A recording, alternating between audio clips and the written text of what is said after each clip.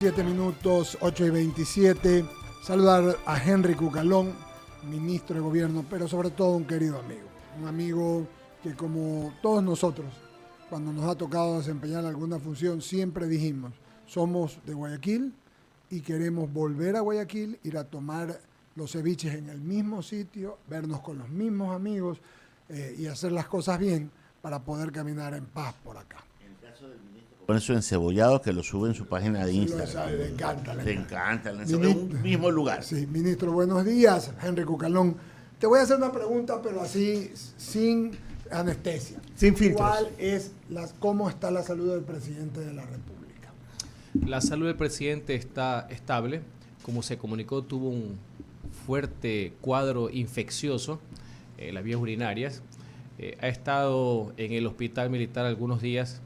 Estamos esperando que el día de hoy finalmente salga, obviamente con las prescripciones que dan los médicos, e inmediatamente ponernos ya al despacho ordinario, porque ha estado ejecutando, ha estado dando las disposiciones pertinentes en primer contacto. El día lunes tuvimos gabinete en el Palacio de Carondelet, así que el día de hoy, a final de la tarde, esperemos que finalmente le den de alta. Eso es todo, como lo sabemos y es lo que sabíamos.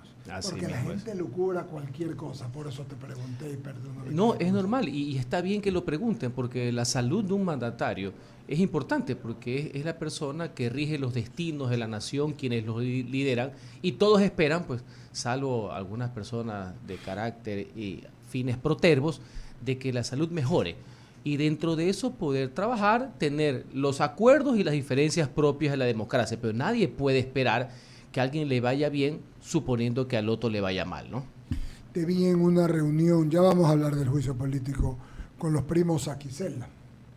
Sí, un ejercicio interesante, sin perjuicio del tema de la familia. ¿Fue el producto de qué? Hace un mes y medio, después de una reunión que yo tuve con el presidente de la Corte Nacional de Justicia, Iván Saquicela, quedamos en que no era posible que el crimen organizado encuentre a un Estado desorganizado. Es decir, podemos tener muchas visiones, en algunos casos con choque entre las mismas, pero el Estado en materia de seguridad debe tener una sola visión, una sola misión. Entonces, entre las funciones del Estado tenemos que trabajar. Producto de esa primera reunión se hicieron mesas de trabajo con la Fiscalía, con la Defensoría Pública, la Asamblea Nacional en cuanto a su presidente, Corte Nacional y el Ejecutivo, a nivel de Ministerio de Gobierno y Ministerio del Interior. Y trabajamos en unos cuantos temas de proyectos, entre los cuales está algo que aquí durante mucho tiempo que yo colaboré en este panel, la Ley Orgánica de Garantías Jurisdiccionales y Control Constitucional, que tiene 14 años sin ser reformada y que tiene algunas falencias, trabajar en conjunto. Entonces, el resultado de eso motivó un proyecto de ley, como tú comprenderás, todos los que están ahí, porque lo suscribieron, el presidente de la República incluido, tienen iniciativa legislativa. Entonces, el día miércoles fuimos, simbólicamente también, distintos representantes de funciones del Estado, donde el presidente del Parlamento, de la Asamblea Nacional, a entregarlo. El que presentamos tiene que ver con reformas, por ejemplo, el tema de habeas corpus, de acciones de protección, jamás para limitarlas, jamás para restringirlas, porque son garantías constitucionales hechas para evitar el abuso del Estado del ciudadano. Lo que sí no están hechos para el sainete, ¿no? Que es lo que ha venido pasando. Aquí con el profesor Cepeda hemos analizado cómo es posible que vía habeas corpus tú quieras reformular o modificar sentencias penales. Señores, eso no tiene nada que ver con el garantismo. Entonces, como resultado de tu pregunta, fue un ejercicio positivo, señores. Que el ciudadano vea que aquí están sus representantes, funciones del Estado, no estamos hablando solamente de instituciones, trabajando en conjunto por una meta en común, en este caso la seguridad de los ciudadanos. Y fue así, lo vi bien y espero que se pueda concretar. Te cuento qué dice la ciudadanía. Más que hablar solo del juicio político, habla de que capturan a un delincuente y lo aflojan al otro día. Y entonces ya no le echan la culpa al gobierno, sino a la justicia.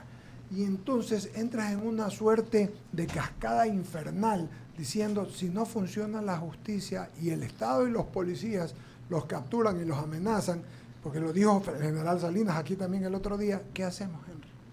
Has hecho una reflexión válida y oportuna. Al ciudadano no le interesa el juicio político. De entrada te lo digo. No le interesa. No solamente porque le dicen las encuestas, sino que uno lo siente, lo escucha y ustedes son unos interlocutores legítimos de la sociedad.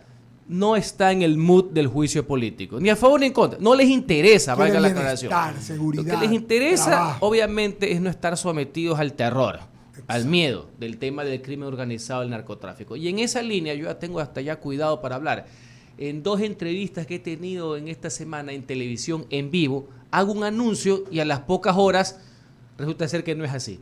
Anuncio la detención de alias Elvi, una de las cabezas de los tijerones en Esmeraldas, banda criminal al borde de ser declarada terrorista, y resulta ser que a las 2 horas un juez lo suelta. Entonces, todo el trabajo que hizo Fuerzas Armadas, que me llamó la atención y lo aplaudo y lo respaldo, que fue ir a buscarlos, ir donde estaban ellos, vestidos como que se iban al CENEPA, como tiene que ser, para demostrar la fuerza del Estado, para demostrar quiénes son los malos. Resulta ser que viene un juez y lo saca a alias Elvi y le dice que regrese el 26. Sí sabes cuándo va a regresar el 26, ¿no? O sea, como anécdota. 26 del 3000. Y así mismo, el día de miércoles creo, anuncio el operativo en Yaguachi contra el crimen organizado, que tiene varias detenciones de estos criminales y resulta ser que a la mitad lo sueltan. Y valga la aclaración para estos que viven cuenteadores profesionales de la posverdad,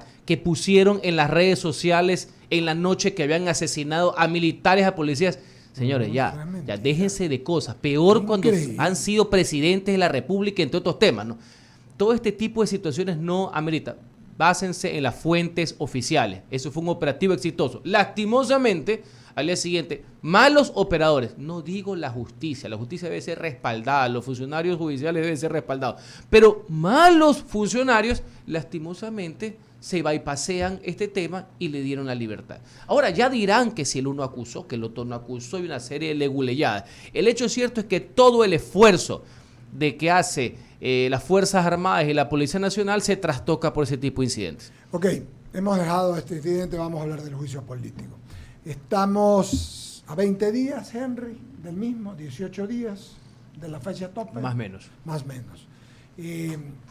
Lo preguntamos, nos lo dijo el presidente la semana pasada, lo dices tú ahora, hoy. Estamos exactamente 21 de abril, no hay los votos. Los votos, Eduardo, se cuentan después. No lo que sí le puedo decir es que al día de hoy, en la parte jurídica, el juicio está caído. Eso es una realidad. El juicio está caído. Es una vergüenza lo que está sucediendo en las audiencias de la Comisión de Fiscalización. Lo que hacen los solicitantes proponentes, que terminarán en interpelantes. Esa es la secuencia jurídica del proceso de fiscalización. No tiene ni pies ni cabeza. Ellos mismos lo saben. No saben en qué enredo se metieron.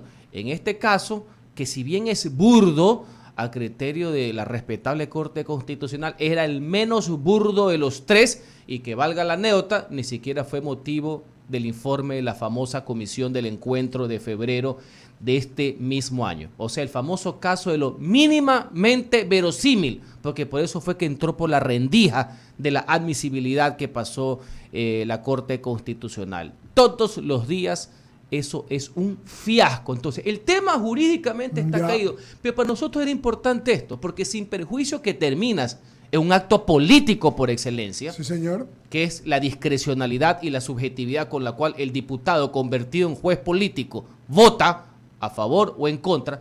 Para nosotros, por responsabilidad, era muy importante y es importante demostrarle al país que no existe el peculado, que no existe trafacía alguna, que tenemos las pruebas para demostrarlo. Y una vez que se lo haga jurídicamente caído, porque este es un proceso que sin perjuicio que es político, las causales de enjuiciamiento a un presidente de la República son jurídicas, lo acusan de delitos. Las 3 causales del artículo 129 no son abiertas, son cerradas. Son delitos contra la seguridad del Estado, delitos contra la administración pública, es decir, cohecho, concusión, peculado y enriquecimiento ilícito, y delitos de genocidio. O sea, son delitos que obviamente al final se transforma en una valoración política, sí. Entonces nosotros estamos tranquilos, no confiados, en absoluto de cómo se está desarrollando el proceso y cómo se está desvaneciendo minuto tras minuto la serie de triquiñuelas y malhadadas pretensiones de este juicio político. El presidente va a ir a la Asamblea. Ese siempre fue su compromiso de acudir a la parte ya de la audiencia final del juicio político en el Pleno. Lo ha dicho y lo ha ratificado. Y pues el tema de los votos lo que dice es razonable. En ese escenario también sabemos y creemos, más que sabemos, creemos que si ustedes cuentan o no cuentan los votos, eso va a dar la posibilidad de la muerte cruzada. ¿Sigues pensando en eso o ya no? La muerte cruzada, denominación de esquina política para el acto jurídico de la disolución de la Asamblea Nacional y la convocatoria anticipada a elecciones generales de asambleístas y de presidente de la República, es una figura constitucional. Está prescrita en la Carta Magna, es decir, tiene un amparo jurídico constitucional. ¿De qué obedece su aplicación? De un sentido de oportunidad y de conveniencia por parte del primer mandatario, y eso está consignado en el artículo 148 de la Constitución. Así como el año pasado la Asamblea Nacional se la aplicó al presidente. Claro. Por grave crisis y conmoción interna, claro, sino que perdieron. No hubo los votos suficientes. Ellos ya la aplicaron. Más allá del debate si es una sola vez, como dice la Constitución, o como dicen ellos, es una sola vez que intento una sola vez para bajarte, porque según ellos esto es como rifa y la pueden utilizar 48 veces también. El presidente también tiene esa facultad. El por qué, el cómo, el cuándo, es solo un acto que se denomina un acto de gobierno. Al día de hoy, más allá de que yo comprendo más que nadie, en el fragor político del tirijale, de decir, si tú me quieres bajar o me quieres destituir, yo también tengo un arma. Ese es el acto de declaración política. Jurídicamente eso tiene unas causales. O sea, ese ímpetu político tiene que ser canalizado y aterrizado en unas causales. Las causales para un primer mandatario son 3, están en el artículo 148, 2 de las cuales, 2 no tienen dictamen de la Corte Constitucional. Es decir, son a su libre albedrío, con un grave tema de responsabilidad. Y ese finalmente es lo que se denomina la soledad del poder. Sí, señor. ¿Ah? Asumir esa responsabilidad solo tú. No tiene nada que ver con estar solo, ¿no? Valga la aclaración, valga la aclaración semántica. Pero, entonces, eso está ahí. Más allá que alguna gente se preocupe, no, que si me van, no me van. Eso está ahí. La visión que tiene el gobierno, la visión que tengo yo al frente de esta cartera de Estado, es que tenemos que enfrentar el juicio político. Esa es la posición al día de hoy. Pero eso está ahí. El presidente siempre, inclusive el presidente Lazo, siempre ha comentado, desde antes que yo entre al gobierno, ¿no? Aquí correcto. está en una mesita, está en el escritorio. O sea, es decir, siempre está ahí. Por si acaso les recuerda esa decisión política a los legisladores. Alguna gente está de acuerdo o no con esa forma de expresar, ni quiero decirle lo que dicen los otros asambleístas que dicen esto, y entre los cuales yo me río, no sé si se han dado cuenta. Los mismos socios parlamentarios, digo. Un día, el martes, dicen, no hay nada para una conmoción interna y grave crisis. Pese a que los mismos dicen de que vimos un relajo y que la única alternativa para que esto no se termine de convertir en Perú, porque nos amenazan en llevarnos al Perú, señor. Esos son los nuevos conservadores del siglo XXI, es que el presidente se tiene que ir. Pero en cambio el otro señor, 24 horas después, el otro socio parlamentario dice que ya hay grave crisis y que tenemos que ir a la muerte cruzada. Sí, por eso eso es lo que nos estamos enfrentando. Pero en el ínterin nadie se preocupa qué es lo que piensa la gente, que le vale un bledo el juicio político. No importa, está con otro tema en la cabeza y ellos nos quieren distraer de la misión fundamental que es a la cabeza del gobierno, evidentemente como titular de la fuerza pública, pero con todas las demás instituciones enfrentarnos al verdadero enemigo que es el crimen organizado y el terrorismo. Queda clarísimo, solamente para dar el paso a Ramiro con la misma idea y concepto.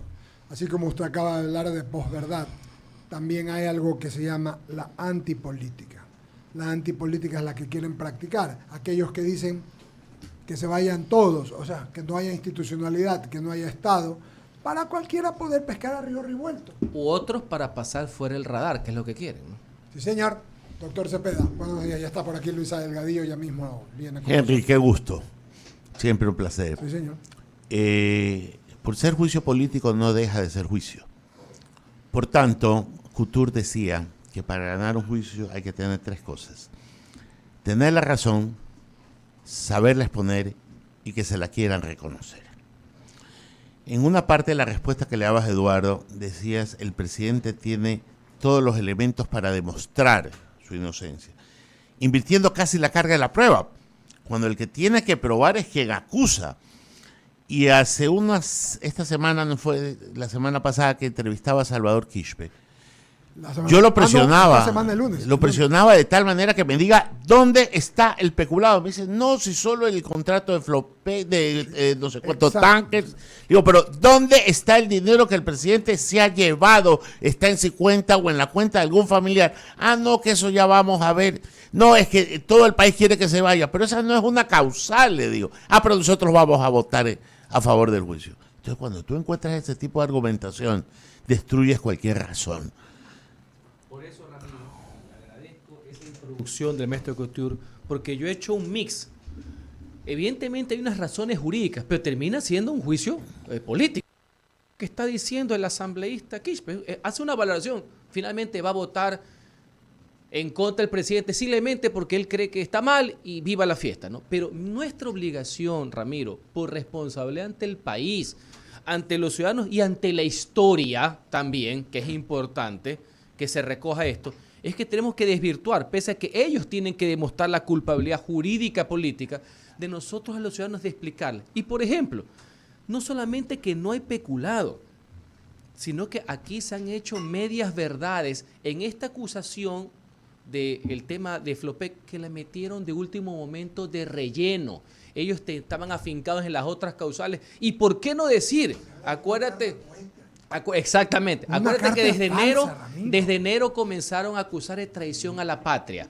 Y después la retiraron. Este debe ser el único caso en el mundo en que tú anuncias un juicio político en enero y tú nunca supiste de qué es lo que lo ibas a acusar, ¿ya? Para que sepamos qué fue lo que pasó. En este tema, inclusive la Corte Constitucional cayó en un error, vaya que la seguiré respetando. La Corte Constitucional en uno de sus enunciados señala que la Contraloría determinó que el contrato de Flopec debió haber sido dado por terminado. Ramiro, en ninguna parte del informe la Contraloría dice eso. Ese ya es un error de hecho.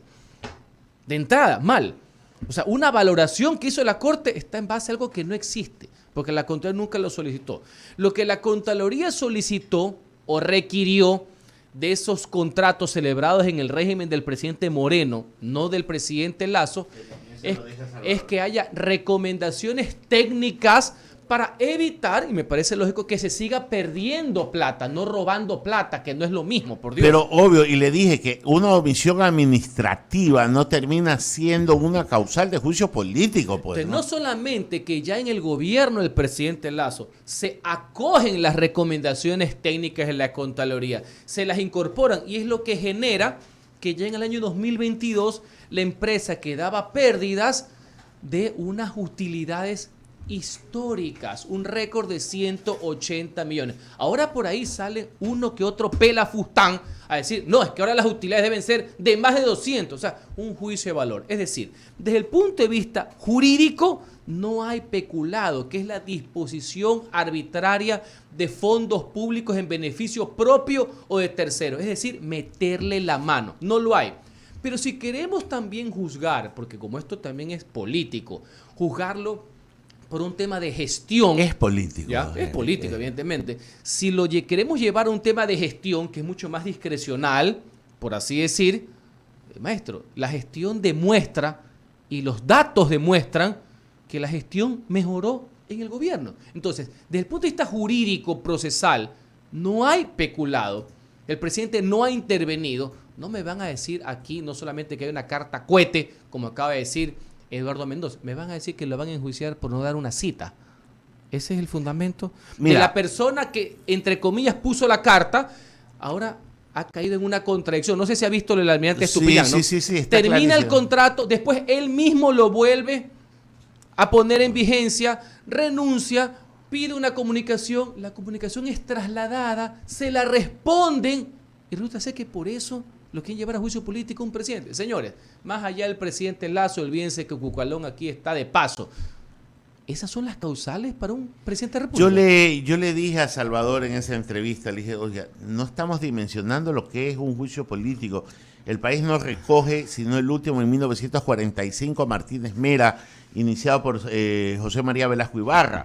Si memoria no está mal. O 33, sea, dimensionemos en lo que estamos y creen que es un partido de fútbol en que estamos jugando y estamos jugando el tema de la patria. Un grave daño a la democracia. Olvídese de Guillermo Lazo y Henry Cucalón. Es un grave daño a la democracia la simpleza, que yo sé por dónde es que viene, la simpleza con que han tratado un impeachment, un juicio político a un jefe de Estado.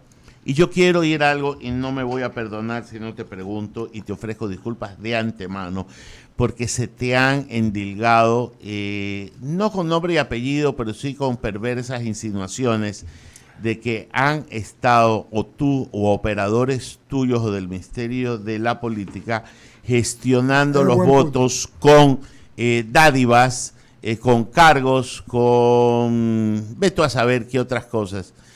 Mira, yo sé que eso es casi incursionar en el prostíbulo de la política y donde era una práctica habitual. ¿Has conversado con actores políticos y se han llegado a transacciones políticas? ¿Sí o no? He conversado con todos los actores políticos. Ese es mi deber. Soy ministro de gobierno. ¿Ah? Así siempre ha sido, de frente, conceptualmente. Sí, más allá que a otros les prohíben hasta hablar. O sea, no es que les impiden acordar o negociar o llegar a un punto. No, les prohíben hablar, que es un derecho humano. O sea, les prohíben abrir la boca. A ese nivel ha llegado el sometimiento de cierta clase política. Entonces, sí, y lo seguiré haciendo. De todas las tendencias políticas, y no solamente con los asambleístas, con dirigentes políticos. Y tengo que hacerlo. En el ánimo de la concertación del país. A veces se llegan a acuerdos, a veces no. Lastimosamente esto está cruzado por el tema del juicio político. Pues yo te hago esta reflexión. En los mismos días se viene el cambio de dignidades de la Asamblea Nacional. Evidentemente yo coordino con el bloque oficialista, en la bancada del BAN en la Asamblea Nacional. Es decir, no puedo conversar con nadie. O no puedo recibir las llamadas de actores políticos, dirigentes de partidos políticos o asambleístas. ¿Qué es lo que se creen estos señores? Y les pongo otro ejemplo que se los he dicho a ciertos dirigentes de partidos políticos. Por favor. Yo tengo que tramitar, y lo he hecho, tengo que tramitar la reforma a la Constitución para que las Fuerzas Armadas puedan intervenir en la seguridad interna del país. ¿Y con quién tengo que hablar? ¿Con los asambleístas? Por supuesto. ¿O tengo que mandarle señales de humo a los dueños de los asambleístas? Claro. Tengo que ir, he ido al Congreso y no se preocupen a ciertos asambleístas, no he ido solamente al piso 7, he ido a todos los pisos de la Asamblea, he ido a la terraza también, por si acaso le llama la atención. Me lo conozco de memoria ese Parlamento ecuatoriano. ¿Ya? Tengo que ir y lo estoy haciendo, tengo que sacar adelante la ley de protección de la primera infancia, señores. Tengo que sacar leyes a favor de mi país. ¿Y con quién converso? ¿Y con quién dialogo? Claro. ¿Y con quién llego al acuerdo? ¿O es aplastando botones o dando gritos por teléfono a los diputados que se aprueban las cosas? Entonces dejémonos también de este tipo de situaciones. Eso en el aspecto formal, porque hay juicios, hay designación de autoridades, hay leyes, hay reformas constitucionales. Eso es lo más normal del mundo. Y seguiré acudiendo. Aparte que a los ministros de Estado y el ministro de Gobierno nos llaman todas las semanas al Congreso, ¿no? Y cada vez que voy al Congreso aprovecho y voy tocando puerta por puerta y saludo a los presidentes de la comisión y converso, señores. En algunos casos no se puede llegar a nada, en el buen sentido de la palabra, porque no entienden nada en algunos temas. Y en otros sí, porque dentro de esas divergencias se pueden encontrar coincidencias en favor del país. Y yo saludo la madurez democrática que están demostrando todos los partidos políticos en el trámite de la reforma a la fuerza. Y una consulta antes de darle el paso a y no, Luis te quiero terminar con otro. No, Allá. no hacer que ciertos personajes funestos de la historia, que todos sabemos de qué pata cojean, me vengan a mí a dar clases de ética parlamentaria. Esos, de ética parlamentaria a mí, de ética legislativa a mí. Esos señores, esos fulanejos que están ahí, ciertos, a mí, de ética parlamentaria, por Dios. Así, el pájaro contra las escopetas. ¿Has hablado con la asambleísta Nebo? Perdón, con el abogado Nebo Como este ya lo tipo. comenté, hablé con el abogado Jaime Nebot Sadi el 9 de febrero del presente año, minutos antes de posesionarme como ministro de gobierno. No he vuelto a hablar con él. Perfecto. Queda clarísimo. Enrique San Martín, por favor. Viejo periodista. Más viejo que, más viejo que periodista. El ministro Cucalón. Esa me la debe el ministro Cucalón. Será motivo de otro juicio. Henry, querido. A ver, no solamente se puede la Asamblea pedir el juicio político al presidente. La Asamblea también, la Asamblea también en algún momento puede pedir la muerte cruzada. O sea, no solamente es potestad del presidente, también lo puede hacer la Asamblea. Ya lo hizo el año pasado, en junio. Correcto. ¿Tú crees que se vuelva a repetir algún escenario de esos? En la política Todo todo es impredecible. En la política no tiene lógica. ¿Qué tal si existiera la lógica en la política? Decía un expresidente de Colombia. Pero esa es una eventualidad. Yo he visto, he analizado, he leído, hay muchos legisladores que piensan que ya se aplicó una sola vez en el caso de la Asamblea. Hay otros que dicen que, como es a cada rato, como boleto de rifa, pueden hacerlo cada vez que se les venga en gana. Eso sí, cuando el presidente lo piensa, dice, no, tú no puedes. Ese es el tipo de batalla política que tenemos. O sea, ellos pueden hacer lo que les venga en gana. Pero si el presidente lo piensa, lo analiza, porque es una opción, porque él también lo puede hacer. No, tú no lo puedes hacer. Entonces hacen unos Twitter, hacen unas claquetas donde van advirtiendo de que el presidente no puede hacer lo que ellos sí pueden hacer, cuando la Constitución dice que lo pueden hacer los dos. Más allá que sea o no sea nuestra intención o mi intención, yo creo que la línea del pensamiento de la gente está en otro lado, ¿ya?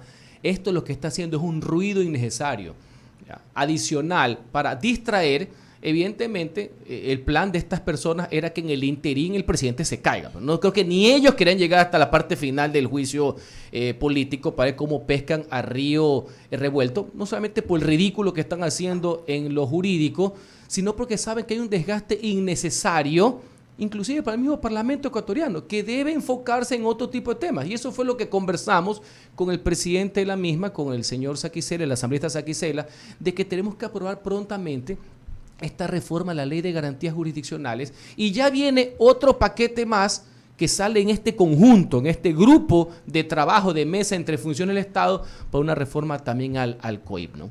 Aparte que también les queda poco tiempo porque hay cambio de dignidades. Claro, y asumo que el nerviosismo que tienen es que así como ellos lo aplicaron, puede ser que esta novela del juicio político, que no discuto que tengan facultades de fiscalizar al Ejecutivo, de controlar al poder, de criticar al poder, eso está bien, eso es lógico, eso es dable, eso es sano en democracia, de que también se queden sin que vayan ni siquiera a la elección de dignidades.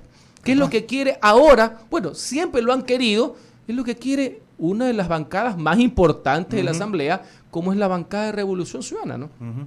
Henry, y te hago en línea de tiempo. No tanto porque tú dijiste aquí que cuando inicia el juicio político lo calificaste de mamotreto jurídico. Pregunto, en esta semana... El informe fue un mamotreto. El informe un mamotreto jurídico. El que sirvió de sustento para el juicio, pero como anécdota, el juicio no tiene nada que ver con el mamotreto del informe. Para que veas cómo han venido zigzagueando para ver por dónde le entraban, ¿no? Esto es como anécdota histórica, ¿no? Henry, entonces en esta semana, y te remito a esta semana, en esta semana, ¿cuándo te diste cuenta? Ayer el Contralor señaló que archivaba por un tema, porque no había indicios penales por el tema del contrato. Y luego que nunca hubo, maestro. Y que nunca hubo Desde la también. primera intervención que nosotros sostuvimos, nunca hubo el IRP. Nunca hubo informe de responsabilidad penal. Por eso es que han mentido estos señores. Listo. Y por eso es lo que dice Ramiro. No hay peculado por ningún lado. Sí, sí. Y Ramiro fue muy frontal con Salvador Quispe, nuestro buen amigo, pero hay que decir las cosas como son. Ahora, finalmente, Eduardo, Henry, ¿qué es lo que sigue? Porque preocupa, lo que dijiste es verdad, coincidimos todos. O sea, nuestra preocupación ahorita es la seguridad y otros temas que van de la mano. ¿Qué sigue, Henry Alan? Lo que sigue, una vez que este juicio jurídicamente está caído y hay que separarlo ya, es enfocarnos todos, gobierno a la cabeza, en los verdaderos problemas que le interesan a la gente. Y hay un tema de unidad nacional, señores. Hay un tema de concientización, de pedagogía de lo que significa el crimen organizado y el terrorismo que está azotando al país. Lo que sucedió en Esmeralda fue un punto de quiebre para el país. una banda terrorista asesina a mansalva, al azar, a 9 humildes pescadores en el puerto de Esmeraldas, solo para generar un mensaje. Claro. Si eso usted lo concatena con lo que sucedió en noviembre del año pasado, cuando los terroristas asesinaron a policías, también a mansalva, que estaban en sus patrulleros en una esquina, cuando atacaron unidades policiales, solo para decirle al Estado que te queremos someter y que el Estado sea el rehén y poner el miedo a todos los ciudadanos. Y valga la aclaración, al día siguiente le pusieron un juicio político al presidente, ¿no? A veces la gente se olvida hasta dónde ha llegado la canallada de alguna gente, ¿no? Que no le interesa lo que le sucede al país con tal de bajárselo al presidente Guillermo Lasso desde el primer día de su mandato. Entonces, eso es lo que nos tenemos que enfrentar. Y en la misma línea también el gobierno, en una serie de cambios, rectificaciones también, de aunar esfuerzos, a la cabeza de seguridad, algunos temas que ya hemos venido informando. No sé si ya el señor ministro de Finanzas y Economía le fue dando un pequeño toque de lo que va a ser un proyecto de reformas tributarias a favor de la gente que presentaremos en los próximos días. El presidente lo comentó. Lo comentó. Entonces ya también yo no voy a decir la noticia completa, pero vamos en esa línea. Creo que va a ser una muy buena noticia y positiva, principalmente para las capas medias de la población. Así que seguimos trabajando, pero señores, aunamos esfuerzos ante el enemigo común. No digo que en política le cedan espacio a los adversarios, no digo que dejen de criticar al gobierno, tienen que hacerlo, que quieran enfrentarlo, que quieran derrotarlo inclusive. Ya vienen las elecciones ya mismo. En un año, en abril del próximo año, claro. todo el mundo que tiene una propuesta política, pues. Todo el mundo que tiene una candidatura, no los que quieren gobernar por atrás porque no tienen candidatos, no tienen propuestas, van a estar pensando en lo que va a ser las elecciones del 2025, que ya desde abril del 24 se definen quiénes son los candidatos. Eso es lo que presentan una alternativa. Los que quieren derrotar a la visión que puede tener el actual gobierno, o que quieren mejorarlo, no los que quieren gobernar sin ganar elecciones, ¿no? Esa modalidad no le lleva bien a ninguno, ¿no? Henry Cucalón, está Luisa Delgadillo con nosotros con alguna otra pregunta, por favor. Muchas gracias, Eduardo. Ministro, ¿cómo le va? Buenos días. Lo propio, Henry. Sí, yo tengo un par de preguntas y voy con la primera. Usted ha tenido una larga trayectoria y experiencia en el ámbito político, también como legislador. Hoy, en este juicio que, como el país conoce, carece de sustento jurídico y constitucional, la gente también se pregunta, ¿quién fiscaliza o pone los puntos sobre las IES a la Asamblea Nacional?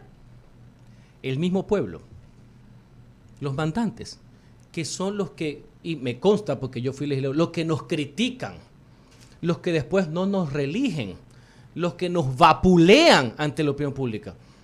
¿Ya? Es el mismo pueblo que ha señalado, más allá que esto no quiere decir que estén a favor del presidente Lasso.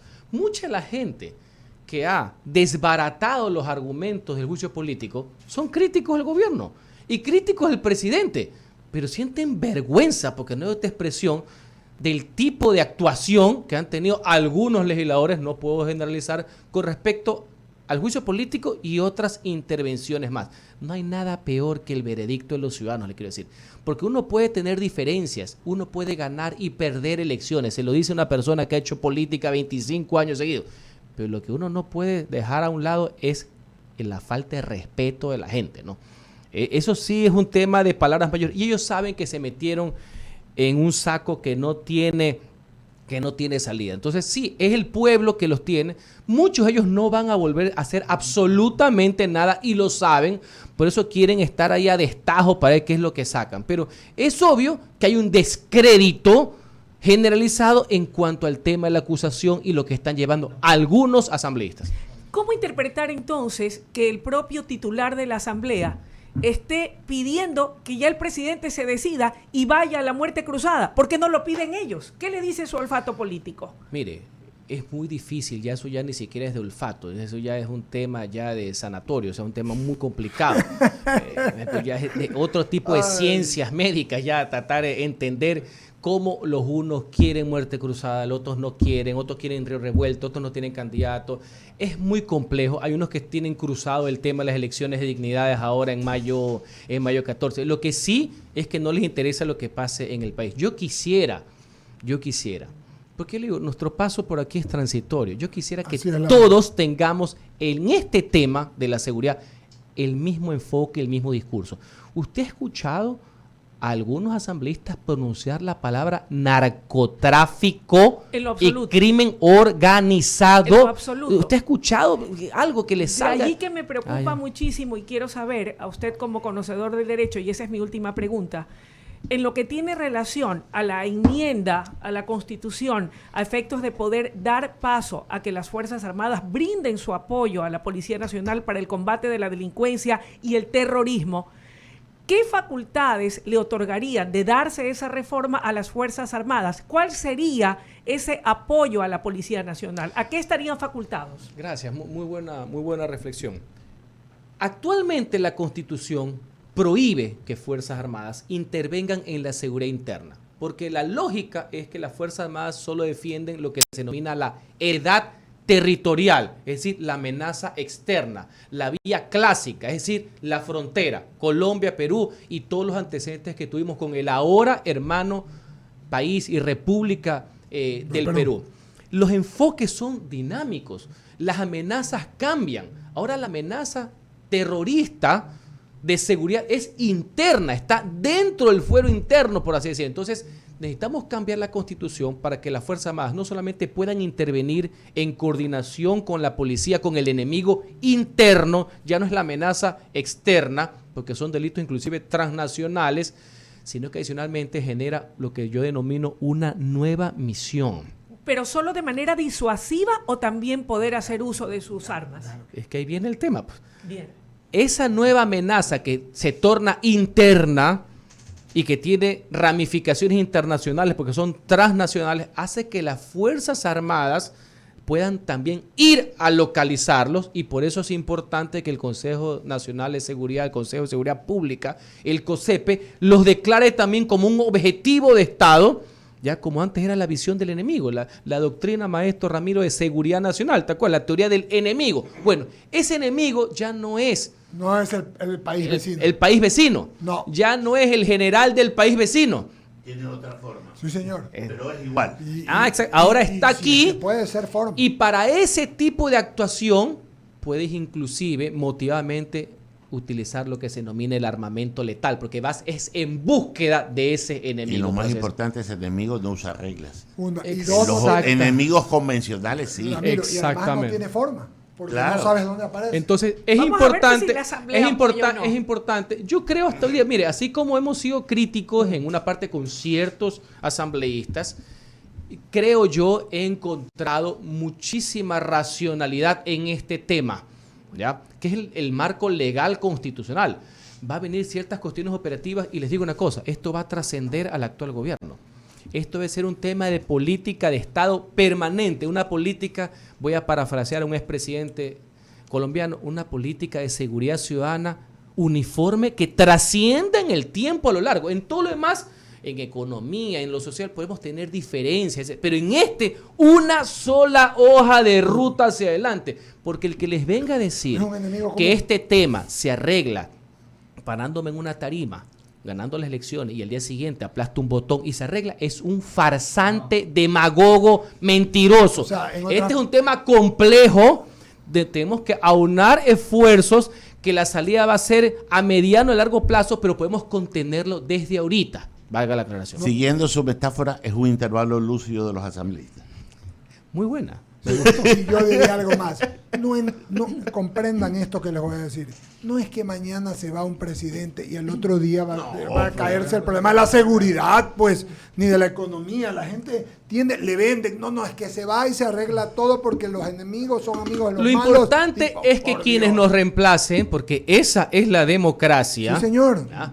En este tema tengamos una sola guía. Porque más allá de izquierdas o derechas, conservadores o liberales, socialistas o demócratas cristianos, sierra y costa, este es un tema que nos afecta a todos como Ecuador. La amenaza real más grave contra la vida de los ecuatorianos y diría yo, contra la existencia misma de la República. Sí, no es que el interés de esta gente, no les importa quién esté sentado en Carondelet, es tener literalmente penetrado al Estado para que los otros sean sus inquilinos, pues señores. Ese es el problema.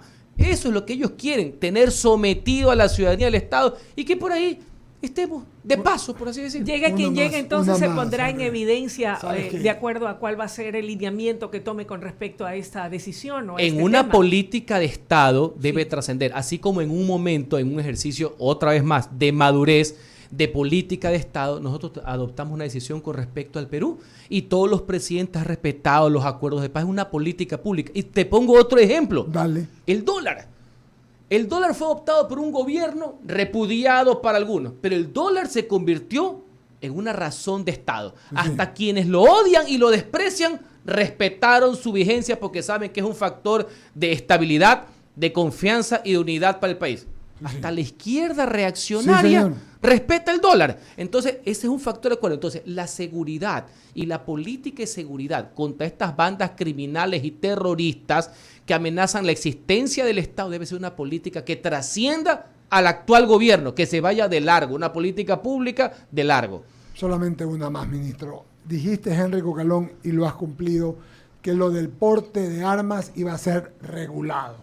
Tal cual, lo escuché al presidente decir lo mismo, que no es para que todo el mundo ande a los norteamericanos, sino para que los municipios, para que los guardias privados, para que los barrios puedan organizarse y no estén en indefensión. Lo dijimos en esta mesa de diálogo de hace algún tiempo en mi visión jurídica como ciudadano. Yo no tendría jamás, por ejemplo, un arma, pero respeto la libertad de las personas que quieran tenerlo, puedan tenerlo, cumplan con la ley, con los reglamentos, con los acuerdos y con los exámenes de que puedan tenerlo. Tanto en tenencia, que es un lugar determinado, domicilio o lugar de trabajo, o el porte. Eso sí, con la palabra regulado, que parecería, por un tema de comunicación, al principio no quedó en línea. Es porte y tenencia regulado, no es porte libre. Esto no es viva la fiesta, no es el oeste, porque tampoco creo que es la solución. Lo que para mí estaba mal, toda prohibición siempre es negativa.